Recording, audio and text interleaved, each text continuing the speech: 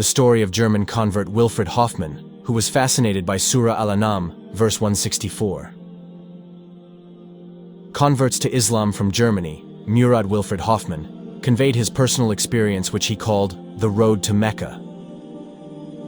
He admitted that he was fascinated by Surah Al-Anam, verse 164.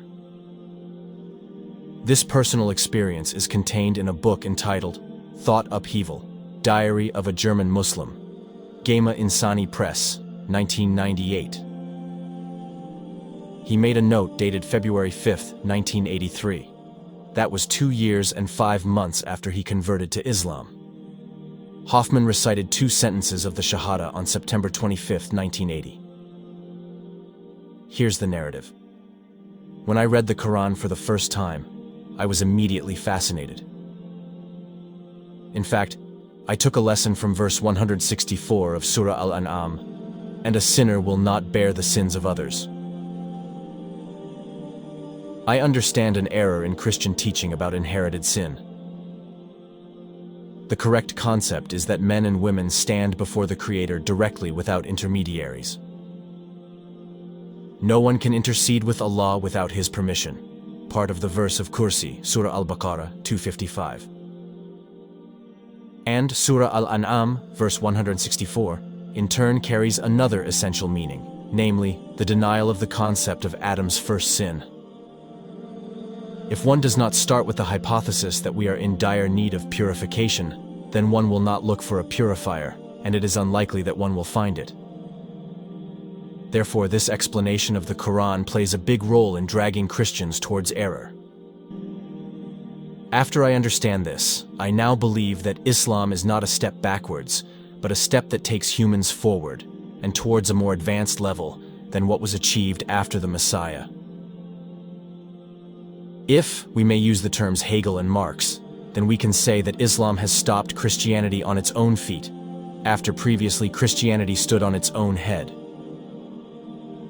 While the agnostics assume that it is impossible for us to know something that is not captured by the 5 senses with certainty, they argue for the affirmation of the possibility of the absence of an actual existence behind the senses. This is not an attitude that requires intelligence, but rather a reason or justification, and is characterized by partiality. Perhaps it is closer to honesty based on the human ability to investigate. A recognition that we are not even capable of providing the possibility of something supernatural. When I hold this opinion for some time, I can suppose that one day the limits of what we can know will not be the limits of nature. This was my decision, accompanied by faith. And realizing our limitations in knowing anything with certainty, I therefore choose a humble soul attitude rather than the arrogant and stupid attitude adopted by agnosticists, who prioritize courage and self-satisfaction, and people who usually live in self-alienation, stiff and petty. With full awareness, I surrendered myself and my thoughts to a greater nature, of which I felt that I was nothing but a small part. I submit myself to a being who is greater than the rulers of the world. Allah is greater than anything we can imagine.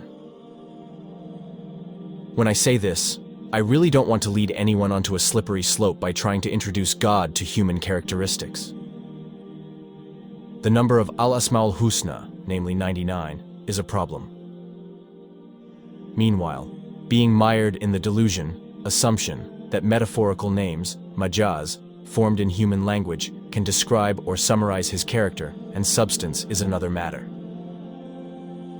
To the extent that we are prisoners of the dictionary that we have created ourselves, to the extent that we are clear of our abilities, even with the help of revelation, these names cannot be known except for a few fragments of the comprehensive nature of God. Whatever I say, it is really only a little of the many. Convert to Islam. His name before he converted to Islam was Wilfred Hoffman. Once he embraced Islam, his name was added to Murad Wilfred Hoffman, or more popularly known as Murad Hoffman.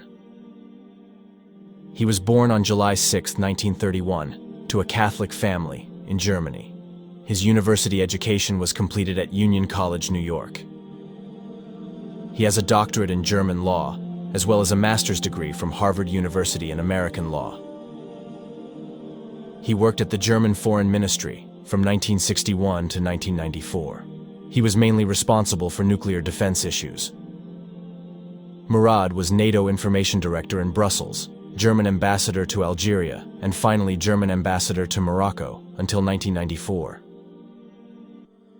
His experience as an ambassador and guest of several Islamic countries encouraged him to study Islam, especially the Quran. He diligently studied Islam and learned to practice its worship. After a long time, he felt the upheaval of thought within him, which brought him closer to faith. On September 25, 1980, at the Colonia Islamic Center, he said 2 sentences of the Shahada. When he was the German ambassador to Morocco in 1992, he published his book, which shocked German society. Der Islam als Alternative, Islam as an Alternative. In this book, he not only explains that Islam is the best alternative for Western civilization, which has become brittle and lost its justification, but he explicitly says that an Islamic alternative for Western society is a necessity.